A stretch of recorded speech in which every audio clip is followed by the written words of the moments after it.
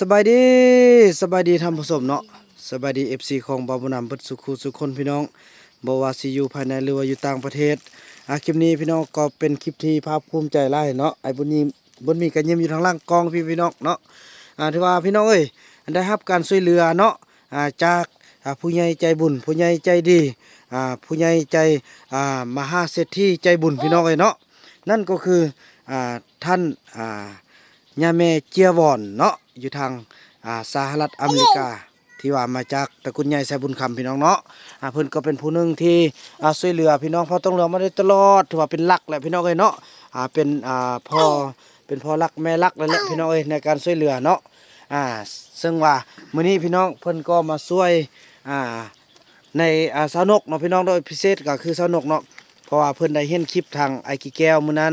ในการที่สาวนกได้ช่วยงานของน้องเซาหลีเนาะในการกินดองพี่น้องแล้วก็เลยเกิดอุบัติเหตุโทรศัพท์ตกใส่น้ำพี่น้องก็ใส่การบ่ได้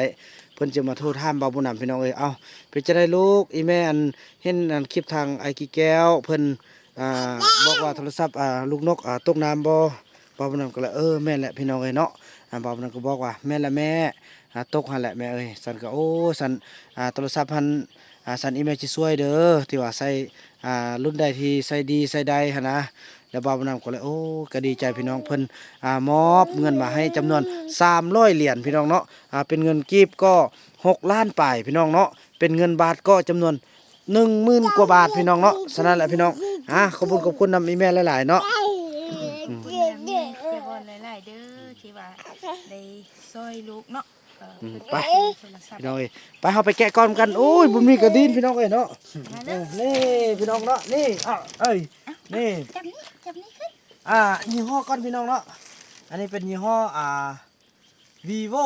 Y 2005 5G เนาะฮับ 5G ได้พี่น้องเนาะนี่เปิดออกมาก็จะมีบินพี่น้องเนาะอันนี้เป็นบินของเพิ่นอันนี้ก็จะเป็นโอ้ยบุญมีอันนี้ก็เป็นหน่วยพี่น้องเนาะนี่พี่น้องงามๆเลย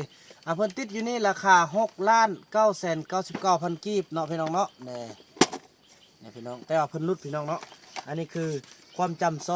256เมกะไบต์เนาะกิกะไบต์การถ่ายทำก็ถือว่าเดียวในเบิ่งทางช่อง YouTube นกน้อยบ้านนาเนาะพี่น้องเนาะอยู่ในนี้ก็จะมีบินพี่น้องเอ้ยนี่บินก็เพิ่นรุดลงมาพี่น้องรุดตั้ง3 แสนพี่น้องเอ้ยเนาะนี่เพิ่นรุดลงมา6,660,000บ่เนาะแม่นบ่แม่นแหละ ทางน้องเคยก็มาเบิ่งนำพี่น้องเนาะ6,000,0006,600,000พี่น้องเอ้ย6,600,000กีบเนาะมันคือมันพักหน้าจอเองบ่เป็นหยังเนาะอยากเห็นห้องน้องจี้หน้าจอก็ได้นี่เพิ่นบ่เคยเห็นพี่น้องเอ้ยเห็นแล้วบ่บัดนี้นี่พี่น้องเนาะอันนี้หารเขาเพิ่นเบอร์เพิ่นรับประกัน1 ปีพี่น้องเนาะได้แล้วเนาะได้แล้วนี่พี่น้องเอ้ยเนาะเนี่ยเพิ่นรับประกัน1 ปีพี่น้อง1 ปีเต็มเนาะยับกองเอาไปนอกเติมซ้ำเก่าน้องเอ้ยเนาะยับกะยับไปซ้ำเก่ามีมือกองพี่น้องเฮียนเอาก็ออกเติมเดี๋ยวเห็นอะไรเนี่ยโอเคพี่น้องเอ้ยเนาะก็ถือว่าได้อยู่เพิ่นอันนี้วันที่16เนาะ16 เดือน 3 2025พี่น้องเนาะ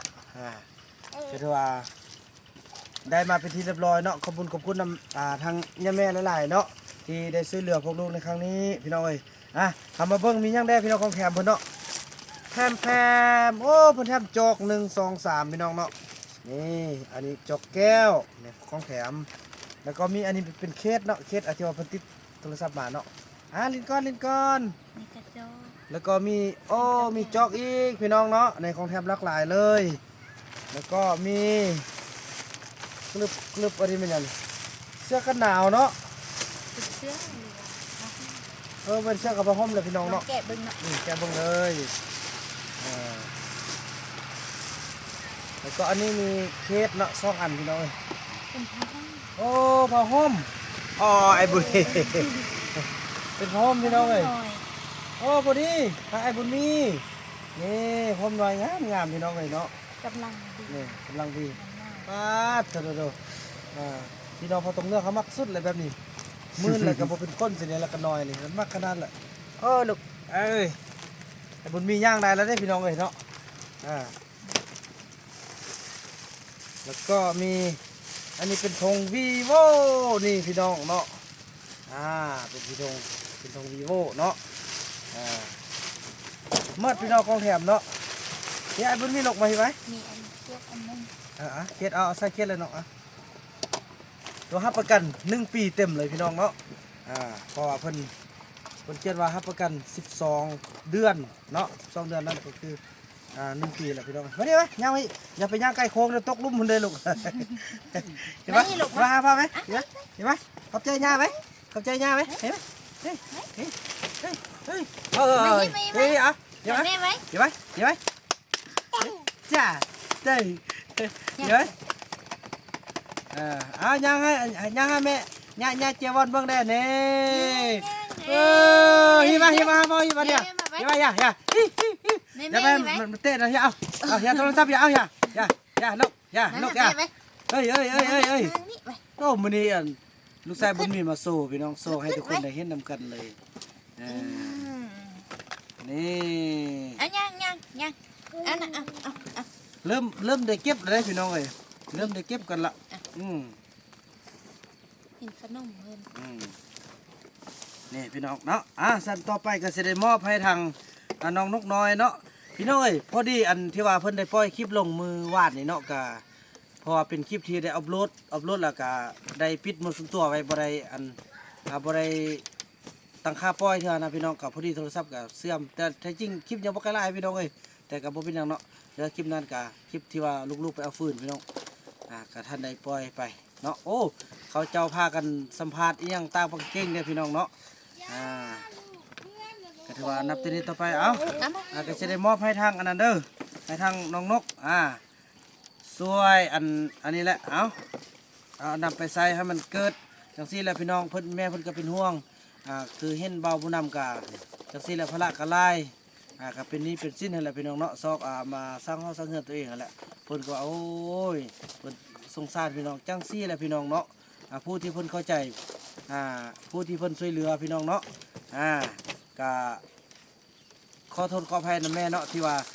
เกี่ยมจะมีคนที่อิจฉายันลื่นคอมเมนต์มาเนาะว่าจังสันจังสีขอให้FC ทุกท่านแล้วก็ทางแม่ทางพ่อเนาะจากสกุลยายสมุนคำยาถือซาคนเหล่านั้นนะแม่เนาะพอเขาเจ้ากับบ่ได้ช่วยบ่แม่นเงินเขาเจ้าแต่เขาเจ้ากับพยายามอิจฉายันลื่นนั่นแหละอยากได้แต่กับบ่ฮู้วิธีที่จะซอกจะหาด้วยตนเองนะแม่เนาะจังได้ก็ขอโทษขออภัยแม่ถ้าว่าเขาเจ้าคอมเมนต์ในสิ่งที่บ่ดีเนาะเรื่องก็จะหาว่าว่าเปิดบริจาคอย่างต่างเอาเนาะคือว่าคลิปนี้เบาบุญนำกับบ่ได้เปิดคลิปบอกพี่น้องพ่อเบาบุญนำกับยานจังซี่แหละเบาบุญนำกับยานว่าคมจะเป็นพี่น้องเนาะคมจะเป็นเบาบุญนำก็คิดว่าพอตัวเองมีเงินที่จะที่ว่าไปยืม200,000 บาทเท่านั้นมาสร้างเฮือนเอาเงินตัวนั้นมาซื้อเอาเนาะแต่แล้วพี่น้องเอ้ยแม่เพิ่นก็เห็นความจะเป็นแล้วก็ค่าใช้จ่ายของเบาบุญนำเนาะเพิ่นก็บอกว่าโอ้ยลูกเอ้ยลูกยังเป็นหนี้เป็นสินสันแม่จะขอช่วยเด้อสันโอ้ยก็เป็นบุญอันยิ่งใหญ่ของพ่อลูกเนาะก็ถือว่าขอบใจขอบบุญขอบคุณนะแม่หลายๆขอให้แม่จงมีแต่สุขภาพเข้มแข็งร่ำรวยปราศจากโรคภัยไข้เจ็บต่างๆเนาะความเจ็บเยอะสุดใดความไข้สุดใดมีได้แม่เด้อช่วยผู้ลูกผู้หลานในครั้งนี้ขอให้แม่ได้กลับขึ้นมาเป็น100 เท่าพันเท่าได้แม่เด้อเนาะ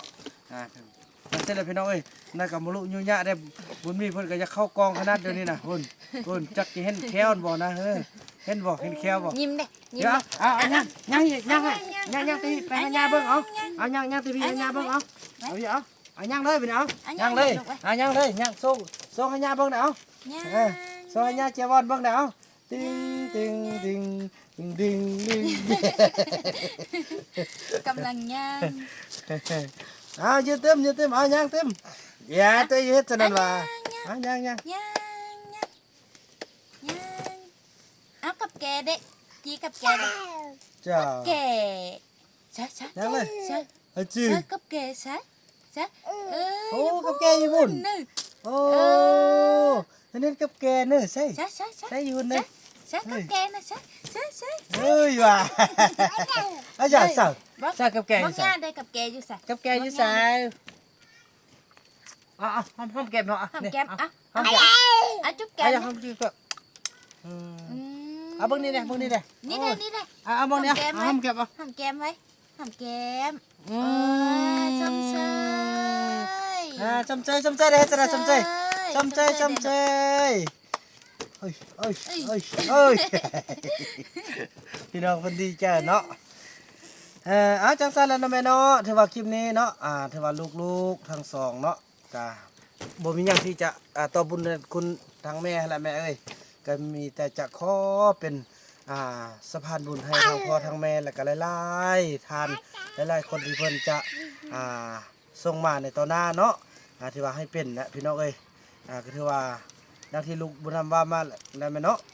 บางคนบางท่านก็บ่แม่นเงินเพิ่นแต่เพิ่นก็เป็นห่วงเป็นใยไล่โพสต์เท่านั้นเนาะก็ซั่นแหละผู้ช่วยแล้วบ่เว้าคือ FC เพิ่นว่าผู้ช่วยแล้วบ่เว้าแล้วก็ผู้เว้าเราบ่ช่วยนะพี่น้องเนาะจังซั่นแหละก็บ่จักอันนี้แหละความคนเฮาเกิดมาโลกใบนี้มันมีทุกรูปแบบพี่น้องเอ้ยเนาะแต่แล้วจังได๋เฮาก็ยึดมั่นในความดีเชื่อมั่นในสิ่งที่เฮาทำสู้กับงานที่พวกเฮาประเสริฐเนาะขอให้ตั้งใจเฮ็ดให้งานของเฮาในมื้อนี้ดีที่สุดเพราะพวกเฮาบ่มีไผฮู้ว่าจะอยู่ฮอดมื้อใดเนาะบางเทื่อมื้อนี้เฮาเห็นกันลุกตื่นเช้ามาบางเทื่อเฮาอาจจะบ่เห็นกันก็มีฉะนั้นแหละสิ่งที่สำคัญก็ให้ฮักให้แพงกันช่วยเหลือกันในยามที่ช่วยกันใดพี่น้องเนาะเพราะว่าทุกสิ่งทุกอย่างที่เกิดบนโลกนี้บ่มีหยังที่จะเป็นของเฮาแม้แต่ร่างกายทรัพย์สินเงินทองชื่อเสียงแห่งนามรถลาเฮือนหรูทุกอย่างพี่น้องบ่เป็นหยังเป็นของตัวเองมันมาแบบชั่วคราวให้เฮาสัมผัสให้เฮารู้สึกเมื่อมันเฮามาพบแล้วเฮาก็ต้องมีจักบ่จักวันหนึงกับวันหนึงเนาะพี่น้องเนาะบ่จักไว้ก็จักตาเนาะจังซั่นเลยพี่น้องเอ้ยเนาะขออภัยแล้วล่ะพี่น้องคลิปนี้ก็จะพี่น้องเอ้ยซับซ้อนกับบุญมีกำลังเฮ็ดย่างพี่น้องเอ้ยเอานกขอบใจง่าย น้องขอบใจย่างขอบใจเด้อเนาะบ๊ายบายเด้อบ๊ายบายเป็นบ่ บ๊ายบาย บ๊ายบายเด้อบ๊ายบายเป็นบ่ บ๊ายบายไว้ เอาจังซั่นแล้วเนาะแม่เนาะถือว่าแล้วก็ FC ของลุงบุญนำทั้งหลายเนาะถือว่าติดตามตอนต่อไปแล้วก็เป็นกำลังใจให้พวกเขาด้วยเนาะสู้ไปด้วยกันพี่น้องก็ถือว่าแล้วจักงานพี่น้องก็เพียเลยบ่บุญนำเนาะก็คือว่าแหละทุ่มเทสุดที่เลยพี่น้องถือว่านับแต่2 ปีที่เฮาได้เข้าไปแล้วก็พี่น้องเอ้ยมีอันนึงจะเว้าให้ฟังเนาะมีหลายท่านเพิ่นเป็นห่วงเป็นใยเนาะแล้วก็คอมเมนต์แล้วก็ทางนอกทางในยังก็มีมางานมื้อนั้นก็มีพี่น้องว่าบ่าวบุญนำเบะซบเบะคางยังก็มีเลยพี่น้องเอ้ยทุกแนวเลยพี่น้องเนาะซับปะปิเลยว่าบ่าวบุญนำงานใหญ่งานโตเป็นหยังคือบ่นุ่งเสื้อสุภาพนุ่งสุดสุภาพคือนุ่งทรงวอร์มเสื้อ BN หั่นแล้วก็เกิบแตะกาสร้างอีหยังต่างขนาดพี่น้องเอ้ยบ่าวบุญนำจะขออธิบายจังซี่คือชุดนี้เป็นชุดที่บ่าวบุญนำได้นุ่งเข้าไปถ่ายทำในทำอิฐในการเข้าไปช่วยเหลือในการระดมในเมื่อ2 ปีที่แล้ว แล้วมามือนั้นมืองานท่านก็ถือว่าอันนี้แหละสิ่งที่สำเร็จฉะนั้นบ่าวบุญนำคิดว่ามันเป็นชุดที่บ่าวบุญนำสำเร็จบ่าวบุญนำจะเอาชุดนี้มาอวดอ้างมาโซ่ผลงานมาแสดงความดีใจกับงานที่บ่าวบุญนำได้ตั้งใจเนาะพี่น้องเนาะจังซั่นแหละก็ฮู้อยู่ว่าเป็นชุดที่ธรรมดาสามัญเนาะแต่ว่าความหมายมันหาอันเปรียบบ่ได้สำหรับบ่าวบุญนำพี่น้องเอ้ยเนาะสำหรับผู้อื่นก็บ่สร้างสิว่าเนาะแต่ว่าสำหรับบ่าวบุญนำแล้วหาอันเปรียบบ่ได้เลยหลังจากบ่าวบุญนำนุ่งแล้วบ่าวบุญนำก็ภาพไว้จะเอาไว้เป็นตู้ที่ระลึกพี่น้องเอ้ยต่อไปมีห่อพิพิธภัณฑ์อีหยังต่างผู้คนที่ว่าช่วยบ่าวบุญนำมีใบเกียรติคุณอีหยังต่างบ่าวบุญนำจะเอาไว้อยู่ในถ้าว่าท่านบ่ได้มาเอาเนาะถ้าว่าท่านเอาบ่าวบุญนำก็แจกไปถ้าว่าผู้ใดบ่ได้มาเอาก็ถือว่าจะเอาไว้อยู่ห้องพิพิธภัณฑ์พร้อมด้วยเครื่องบ่าวบุญนำทุกอย่างที่บ่าวบุญนำได้เข้าไปในมื้อนั้นจังซั่นแหละพี่น้องมันเป็นผลงานของบ่าวบุญนำที่ทุ่มเทแล้วก็ฮอดมือสำเร็จบ่าวบุญนำอยากให้สุดเสื้อผ้าสุดนั้นดีใจไปกับต้นโตของบ่าวบุญนำเนาะเพราะพวกเฮาสู้กันมานับแต่มื้อนั้นฮอดมื้อนี้เฮาสิจังได๋เฮาได้กินเบียร์ม่วนมีคนมายินดีและสุดนั้นเพิ่นก็สิเครียดว่าซั่นซะพี่น้องเนาะฉะนั้นแหละมันเป็นความเอกอ้างเป็นความภาคภูมิใจของบ่าวบุญนำที่สุดเลยพี่น้องเนาะ จังซั่นเลยพี่น้องเนาะบ่าวบุญนำขออธิบายจังซั่นถือว่าคลิปนี้พวกลูกทั้งสองขออนุญาตจบคลิปไปเท่านี้ก่อนเด้อแม่เด้อเนาะ